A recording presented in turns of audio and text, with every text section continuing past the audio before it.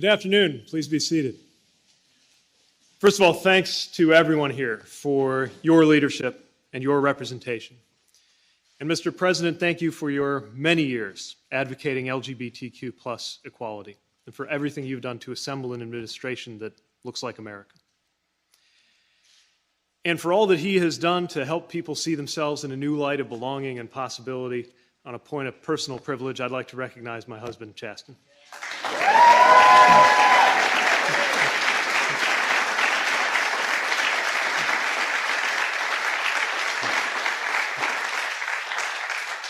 Dr. Biden, an honor to be with you as well. Even for a cabinet member, I got to tell you, being in the East Room is not something you get to do every day, and certainly not often 2 days in a row. But about 24 hours ago, with enormous pride, I sat right about there and watched the president announce a bipartisan deal to make some of the most significant infrastructure investments in the history of the Republic. And it felt good.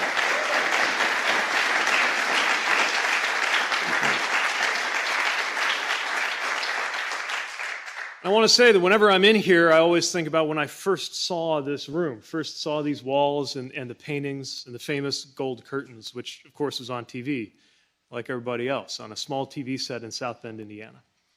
I watched TV as much as any other kid growing up in the 90s, maybe watched the news a little more than most kids, and learned a lot about how the world works. I remember being 15 and seeing stories about President Clinton's nominee for an ambassadorship who couldn't even get a vote in the Senate because he was gay. I remember at 16 looking at that same television set and seeing the face of Matthew Shepard, who was beaten and left to die because he was gay. At that age, I had never even heard the term LGBT, let alone begun to realize that any of this had anything to do with me. But I watched the news and I learned. I learned that being LGBTQ plus was something that could cost you your job, could cost you your life. Not that long ago, well within the lifetimes of many people in this room, being outed could be disqualifying from public service. Any public service, not just being a cabinet officer or a member of the military, but being a bookkeeper or an astronomer for the federal government. I wasn't here for those days, but I became a military officer under Don't Ask, Don't Tell, ran for office in Indiana, time and again facing that choice between service and love, between duty and self. My whole self. And yet today, here I am, here you are, here we are, standing in the East Room in the company of the President of the United States and the First Lady, wishing each other happy Pride.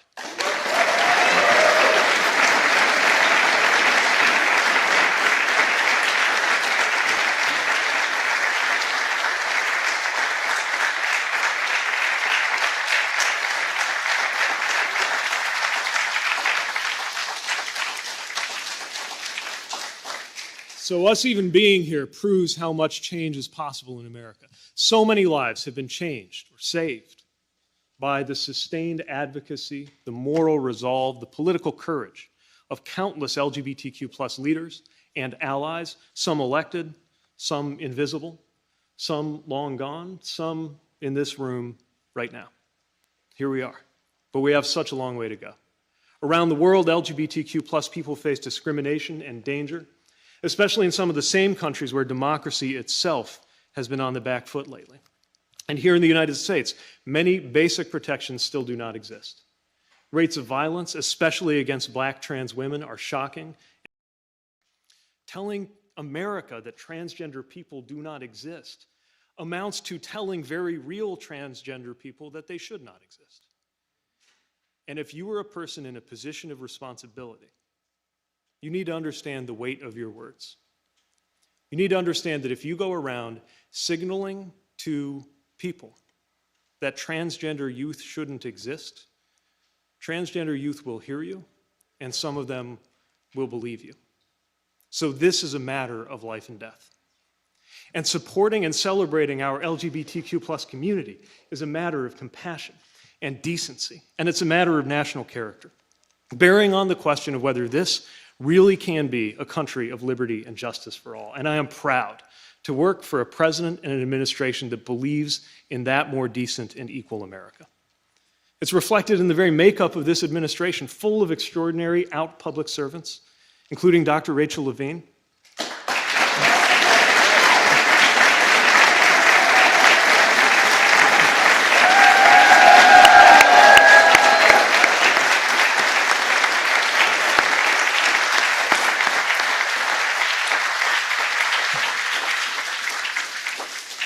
So many talented people whose gifts would not have been available to the American people not long ago. And when it comes to policy, the Biden-Harris administration is working for that better America every day. From ending the trans-military ban, to vigorous executive action against discrimination and harassment, to this White House's strong and unequivocal support for the Equality Act, which must pass, and we thank the congressional leaders here for making sure that that's going to happen.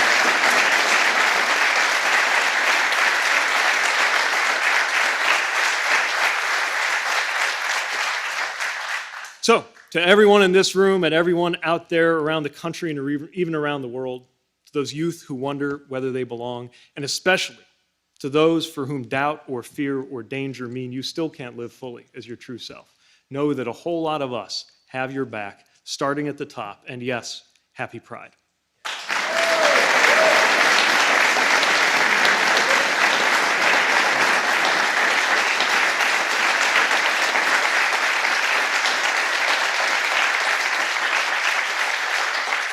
So with that, speaking of our amazing youth, I have the privilege of introducing to you an extraordinary young man, somebody whose strength and advocacy and courage can inspire us all. Please welcome Ashton Mota.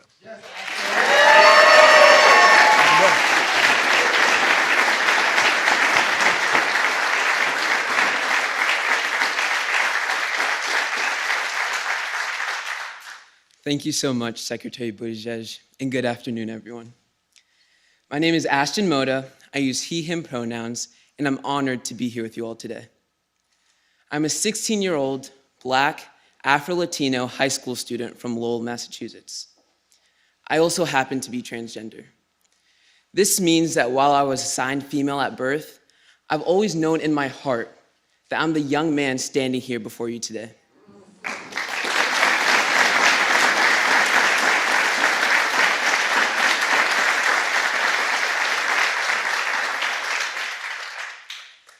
I transitioned just before the 7th grade. I decided to tell my mom on my 12th birthday, yes, my birthday, because in my head I thought, well, she can't get mad at me on my birthday. I was scared because I didn't know how she would react, but she told me she loved me, that I was her child, and she would support me so I could be the person I was meant to be. My parents believe that me, my 4 siblings, and all children deserve to be loved and celebrated for who they are. Most people take having a loving home for granted, but for so many, including for 2 of my siblings, having a loving home can save lives. After coming out, it didn't take my family and me long to realize and learn that there are many transgender youth, especially transgender youth of color, who are not supported by their families and therefore experience homelessness. 2 of my siblings are young, transgender women of color and are a part of the foster care system. I've been with my family for a little over 2 years, and I've witnessed firsthand how surrounding them with love and affirming who they are has allowed them to grow into the beautiful souls that they have always been. It's simple. When children are loved, we thrive. Because of the love and support I've received, I've become a proud advocate for the trans community. After I came out, I fought a bill in the Massachusetts legislature that would have harmed young transgender Americans. I also am a leader with the Gender Cool Project, a nationwide movement that lifts up the positive stories of young transgender and non-binary people by showing people who we are, not what we are. We are future software engineers, teachers, elected officials, and change makers. These are the stories we tell. Most people have never met someone who is transgender, but when they meet us, see us, and hear our story, they realize we're just like all other young people. We sleep in late, we love spending time with our friends, and we make our communities better.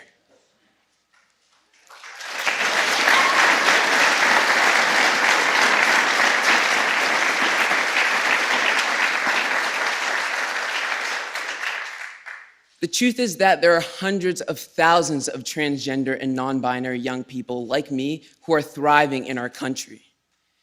But today in America, the LGBTQ+ community, especially trans women of color, continue to face discrimination, homelessness, and hate. And trans teenagers and kids like me wake up to headline after headline about bill after bill that prevent us from joining a sports team, receiving healthcare, or even just using the bathroom. This is why passing the Equality Act is so important.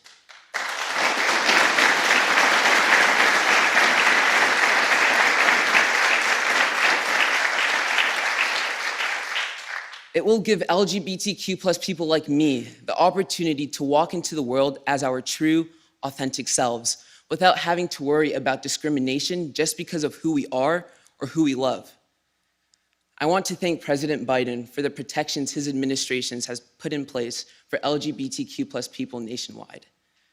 While we know there's work to be done, these efforts are deeply meaningful to so many young people like me. President Biden has always stood up for his family, and I know he'll always stand up for my family too. Mr. President, thank you for having our back.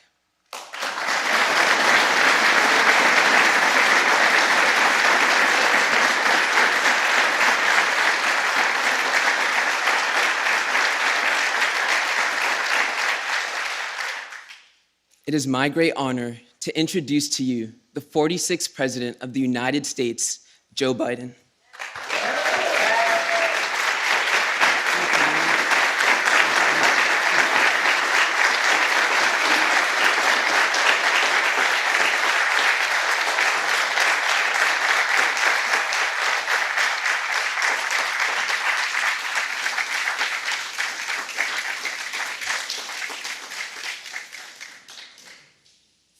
My name's Joe Biden. I'm Jill Biden's husband. Ashton, thank you. You seemed awfully comfortable up here. I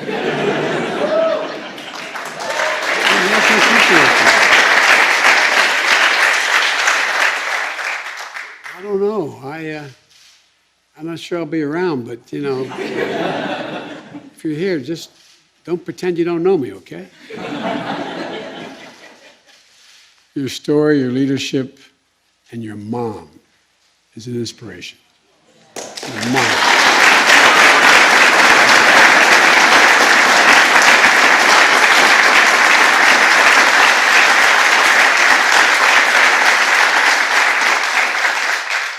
If my mother were here, she'd look at you and say, honey, God love you, dear. God love you, what you do, what you did, what you continue to do. I want to thank Secretary, well, first of all, I want to say to Ashton, belated happy birthday, Ashton.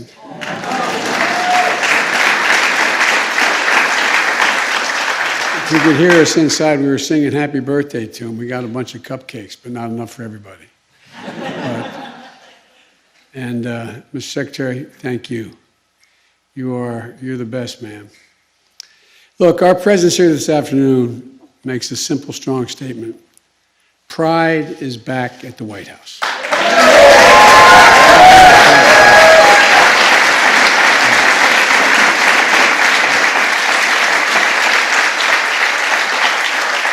For this community, for our nation, and for the world, Pride Month represents so much.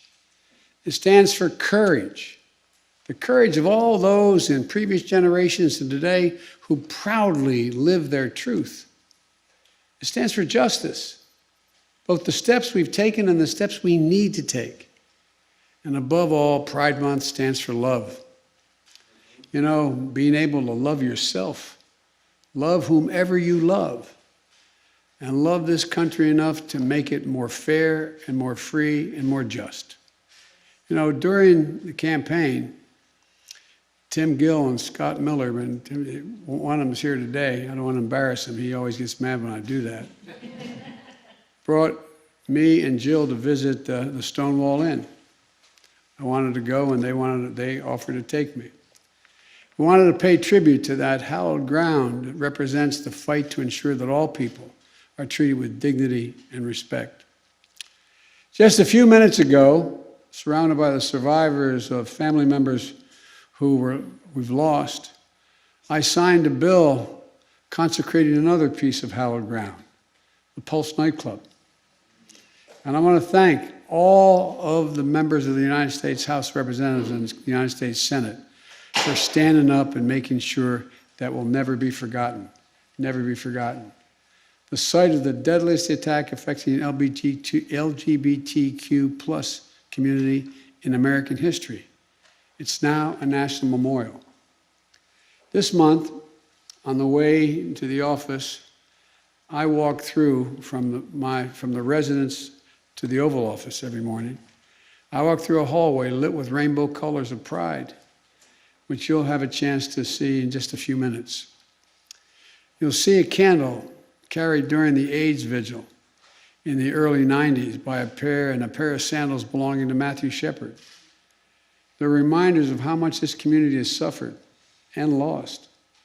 We're also reminders of this community's incredible resiliency, incredible contributions, including, we just saw, the National Football League and the National Women's Soccer League. All of you here, Henry Munoz and Kyle, good to see you, man. I had the opportunity to officiate at their wedding.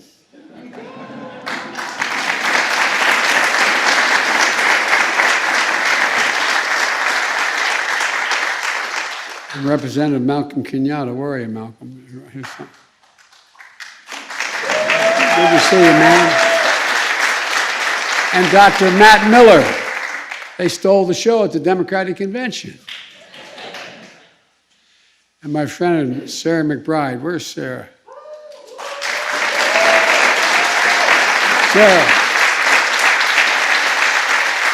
Sarah worked closely with my son, Bo, when he was Attorney General of the state of Delaware and is now serving Delaware as well as one of the first openly transgender state legislators in history.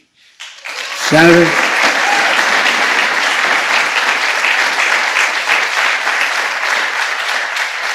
We just heard from our history-making Secretary of Transportation, and we have today the first openly transgender person ever confirmed to the U.S. Senate.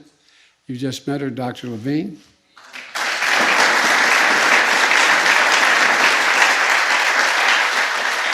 Representation matters. Recognition matters. But there's something else that matters. Results. Results. I'm proud to lead the most pro-LGBTQ equality administration in U.S. history. And even on my very first day in office, the first executive order I signed was to change the whole of the federal government to commit to work aggressively to root out discrimination against LGBTQ plus people and their families. That was the first executive order. I ordered our agencies, every agency, to rapidly implement the Supreme Court's ruling in Bostock, which affirmed that civil rights protections on the basis of sex apply to sexual orientation and gender identity. And as a result of that executive order, the Department of Housing and Urban Affairs announced that it would take steps to protect LGBTQ plus people from discrimination in housing and ensured critical protection for transgender Americans experiencing homelessness. The Consumer Financial Protection Bureau announced it would work to combat discrimination against LGBTQ plus people in credit and lending. The Department of Health and Human Services announced it would protect against discrimination in healthcare services.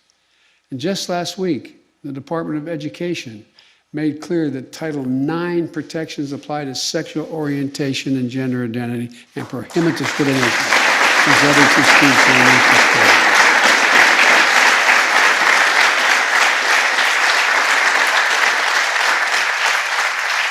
And a moment ago, I signed an executive order to advance diversity, equality, and inclusion and accessibility across the entire federal workforce. The order directs the entire federal government to eliminate barriers so people from every background and walk of life have an equal opportunity to serve our nation, including LGBTQ plus folks and all employees in underserved communities.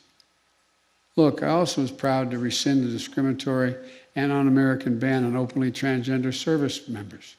Today, we're joined by Lieutenant Colonel Bree Friend. Bree, Colonel. Thank you.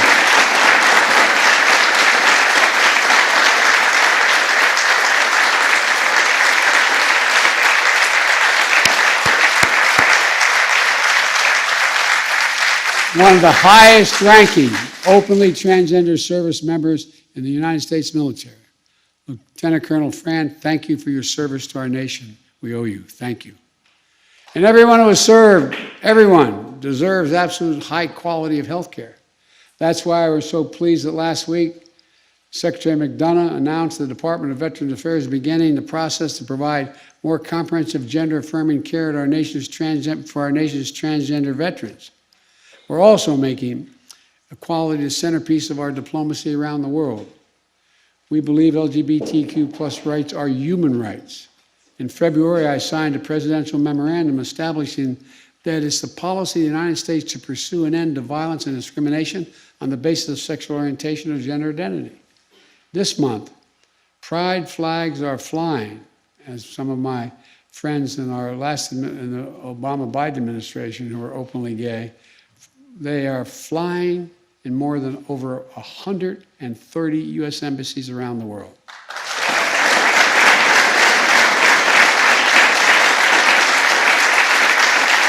A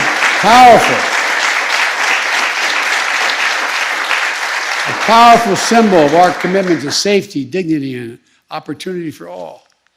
And today I'm proud to announce that Jessica Stern, who many of you know as an LGBTQ plus special envoy at the State Department. And yes, we're also making progress, but I know we still have a long way to go and a lot of work to do. But we must protect the gains we've made and fend off the cruel and unconscionable attacks we're seeing now to ensure that everyone enjoys the full promise of equality and dignity and protection. When I was vice president, I was proud, although it somewhat surprised some people in the administration at the moment. And by the way, I did tell the president that I would not go out and proselytize, but if I was asked, I would not remain quiet. The president, I was proud, have called for marriage equality along with Barack Obama, because at the time I said, love is love, period. 6 years ago tomorrow, when the Supreme Court ruled in favor of marriage equality, we were all reminded of the White House lit up in rainbow colors. Shortly thereafter, I went to New York to celebrate with my friend Evan Wolfson and a team at Freedom to Marry. The joy was palpable. But we knew then, as we know now, that our work is unfinished. When a same-sex couple can be married in the morning but denied a lease in the afternoon for being gay, something's still wrong. In over half of our states, LGBTQ plus Americans still lack explicit state-level civil rights protections to shield them from discrimination. As I said as a presidential candidate in my first joint address to Congress, it's time for the United States Senate to pass the Equality Act and put the legislation on my desk.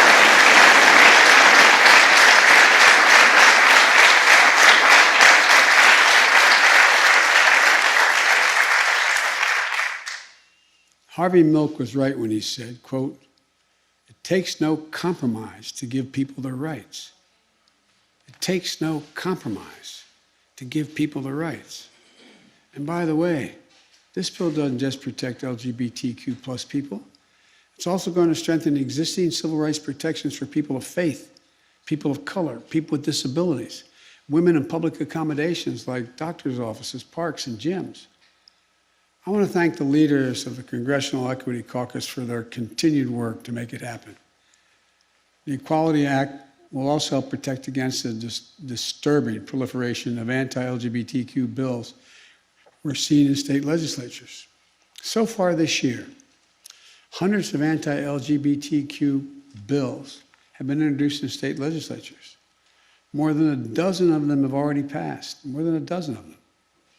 These are some of the ugliest, most un-American laws I've seen, and I've been here a while.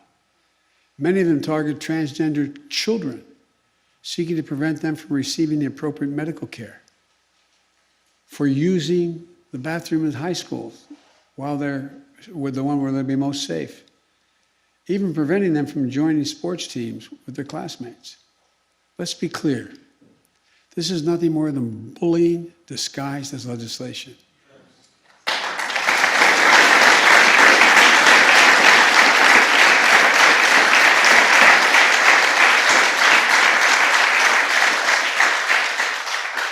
As I've said before many times, transgender kids are some of the bravest people in the world.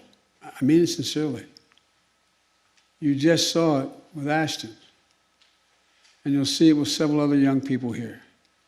It takes courage to be true to your authentic self and to face, in the face of these kinds of discrimination you know exist. It takes a toll.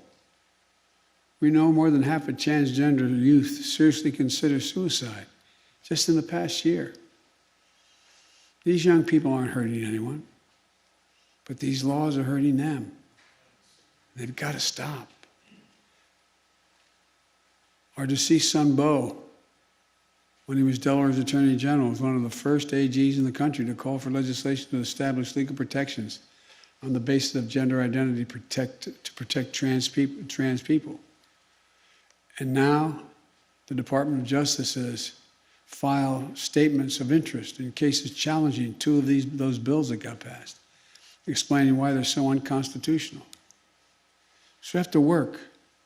We have to work, do so much in these areas to support seniors aging in isolation without support, to confront disproportionate levels of homelessness and poverty and unemployment in the LGBT community, to address the epidemic and level of violence against transgender people, especially transgender women, has been mentioned before, women of color.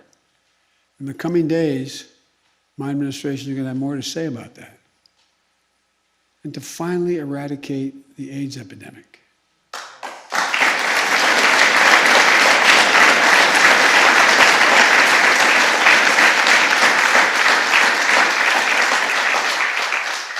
I'm not sure I'm allowed to talk about this. But our son, Beau, was a decorated war veteran, Attorney General of the state of Delaware, and should be standing here instead of me. Came home from war after a year in Iraq, and before that, 6 months in Kosovo. And what he did, he decided he was going to set up a foundation for LGBTQ youth, but primarily focusing on transgender youth. And he took all the money left from a campaign he was going to run for governor and put it in, and a lot more. Because, and is working with everyone from YMCAs to all the areas where young people can find some solace. His buddy Chris Coons and my buddy Senator Coons knows what he's done. The point is, a lot of transgender youth, those who commit suicide, based on the studies his foundation has done, do it because their mom doesn't understand. Because mom or dad says you can't be here anymore, or rejected. So folks, we got a lot of work to do. A lot of it's basically public education. Let me close with this. When you go downstairs and see some of the Smithsonian exhibit, you get a sense of a long, long journey and how long it's been and how far we've come, if you've come, but how much further we have to go. So this afternoon we celebrate, but tomorrow we go back to work. Progress won't come easily. It never has. We're going to stand strong, stand together, and I promise you we will succeed. I promise you. I said to folks earlier, you know things, why I always get asked by the press, why are you so optimistic, Biden? Well, as my neurosurgeon once said, I'm probably a congenital optimist, but beyond that.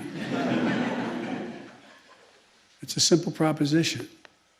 Look at the young people, straight and gay, doesn't matter. They're the least prejudiced, this generation, the most open, the most giving, and the best educated generation in history. It's a fact in all of history. And look where they are. Look how it's changing.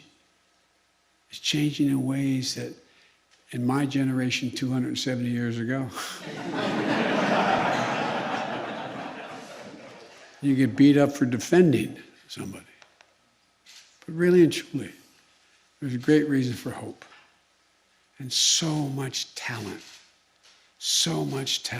can be unleashed by embracing the LGBT plus community, Q plus community.